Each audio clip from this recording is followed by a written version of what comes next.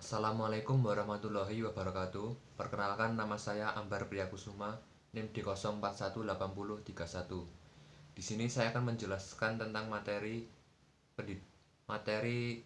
kesehatan penjas guna memenuhi nilai IBM.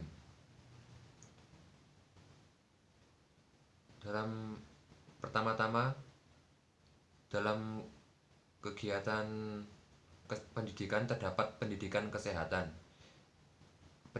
Pendidikan kesehatan secara umum dapat diartikan sebagai suatu upaya yang diberikan kepada murid atau anak didik tentang kesehatan yang meliputi semua aspek seperti fisik, mental, dan sosial, termal, dan juga emosional, agar dapat tumbuh dan berkembang secara harmonis. Pendidikan kesehatan pada dasarnya bermanfaat untuk membentuk manusia Indonesia seluruhnya yang memiliki pertumbuhan dan perkembangan yang optimal. Kemudian tujuan pendidikan kesehatan yaitu untuk meningkatkan kesejahteraan peserta didik baik jasmaniah maupun rohaniah, dan juga untuk melanjutkan gaya hidup yang sehat bagi peserta didik. Dengan demikian dapat diharapkan anak tumbuh dan berkembang wajar dan sesuai dengan aspek jasmani, rohani, mental, sosial, dan emosinya. Oleh karena itu, pendidikan kesehatan di sekolah dasar diarahkan untuk membina siswa agar berperilaku hidup bersih, sehat, bugar, dan disiplin. Dalam kehidupan sehari-hari dalam penjas tidak dapat dihindarkan dengan kebersihan dan kesehatan pribadi. Adapun makna sehat dan sakit menurut WHO yaitu sehat berarti keadaan sejahtera, nyaman yang meliputi fisik atau tubuh, jiwa atau mental yang hanya suatu keadaan tanpa penyakit. Sehat secara keseluruhan menyangkut faktor fisik, mental, dan sosial. Sedangkan kesehatan menurut Undang-Undang Kesehatan Nomor 23 Tahun 1992 adalah keadaan sejahtera dari badan, jiwa, sosial yang memungkinkan setiap orang atau individu hidup produktif secara sosial dan ekonomis. Sebaliknya, sakit berarti suatu keadaan yang dirasakan saat tidak enak atau disebabkan berbagai macam faktor. Sakit bisa berarti suatu keadaan yang dirasakan oleh gangguan terhadap organisme tubuh. Bisa juga gangguan terhadap susunan jaringan tubuh, fungsi jaringan maupun fungsi tubuh itu sendiri secara keseluruhan. Kemudian dalam kesehatan penjas tidak juga dapat dihindarkan dari kebersihan pribadi.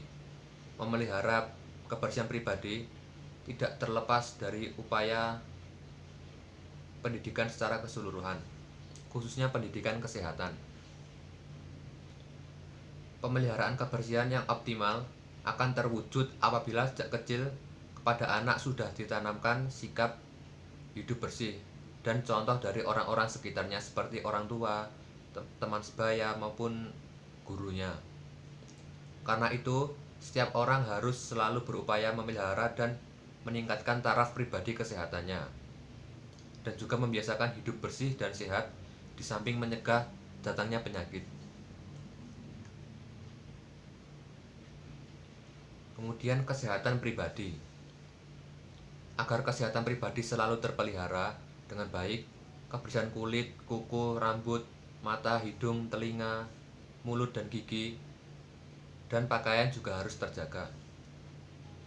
Yang pertama, menjaga dan membersihkan kulit. Yang kedua, menjaga dan memelihara kebersihan kuku. Yang ketiga, menjaga dan memelihara kebersihan rambut.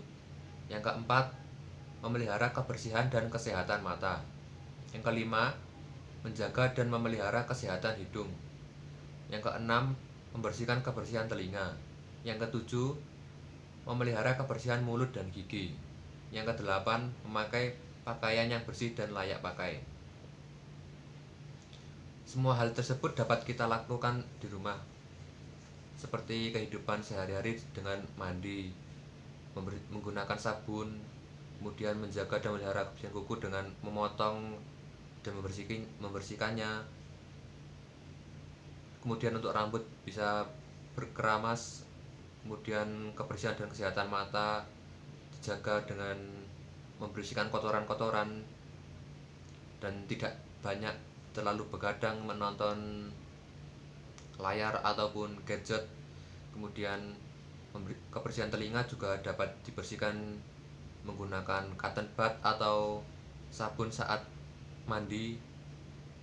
Kemudian kebersihan mulut dan gigi bisa kita lakukan dengan seperti biasa menggosok gigi, dan sedangkan pakaian bisa menggunakan yang bersih dengan mencuci yang kotor atau menggunakan yang bersih saja dan kotor dicuci.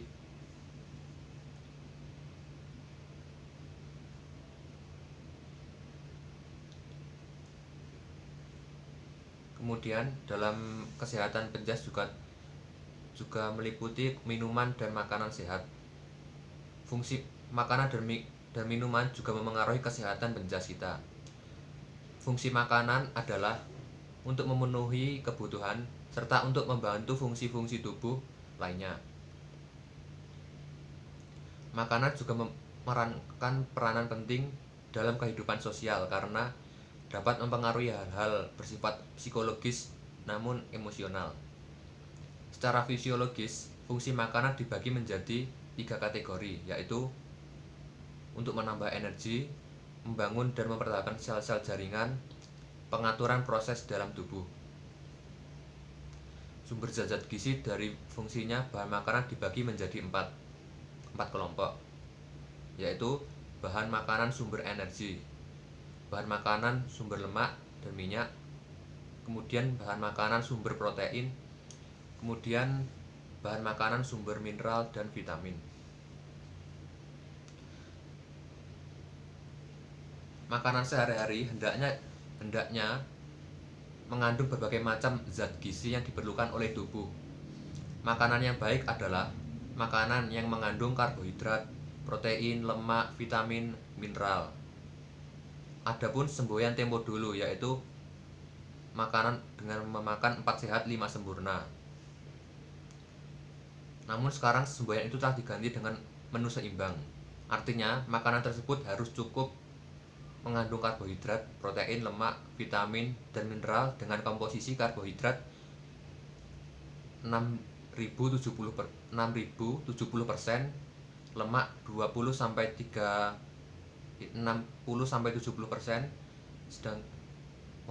karbohidrat 60-70%, lemak 20-30%, dan protein 10-15%. Sedangkan vitamin dan mineral sudah tercakup di dalam komposisi tersebut.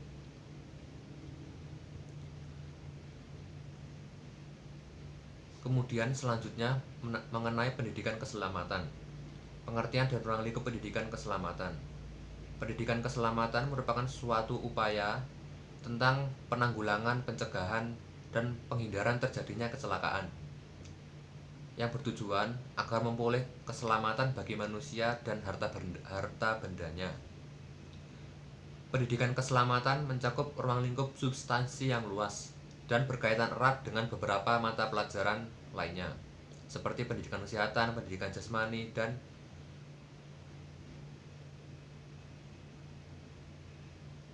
pendidikan di alam terbuka. Karena itu, pelaksanaan pendidikan kesehatan dapat dipandang sebagai sebuah perpaduan dalam satu tema yang dapat mengaitkan beberapa mata pelajaran tertentu. Tujuan pendidikan keselamatan yang pertama yaitu menerapkan praktek keselamatan dalam kegiatan rekreasi, pendidikan jasmani, dan kehidupan sehari-hari. Utamanya keselamatan berlalu lintas, karena juga apabila tidak berhati-hati dapat mengakibatkan cedera. Yang kedua, menanamkan sikap peduli terhadap berbagai hal yang dapat mendatangkan bahaya bagi keselamatan diri pribadi. Yang ketiga, menanamkan kesadaran dan sikap bertanggung jawab bahwa yang diperbuat bukan hanya mengandung resiko bagi diri sendiri, tapi juga mengandung resiko bagi keselamatan orang lain.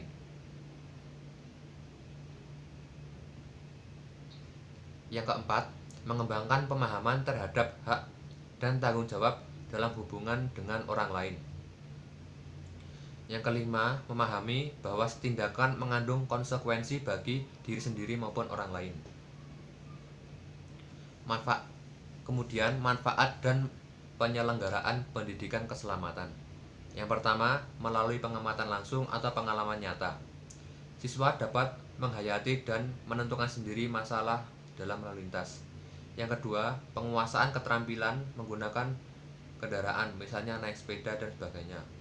Yang ketiga, mengikuti simulasi atau permainan peran yang didukung diskusi tentang masalah dan upaya mengatasi masalah lalu lintas. Misalnya, berikut ini prinsip dan pendekatan dalam pembelajaran pendidikan keselamatan sebagai berikut. Penyediaan pengalaman belajar dan keterampilan hendaknya disesuaikan dengan tingkat pertumbuhan perkembangan siswa. Yang kedua, keterampilan yang diajarkan diselaraskan dengan kemampuan yang ada pada siswa sekarang.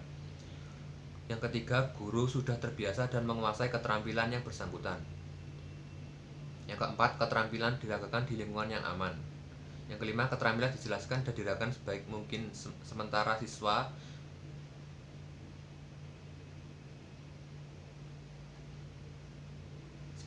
dapat memahaminya.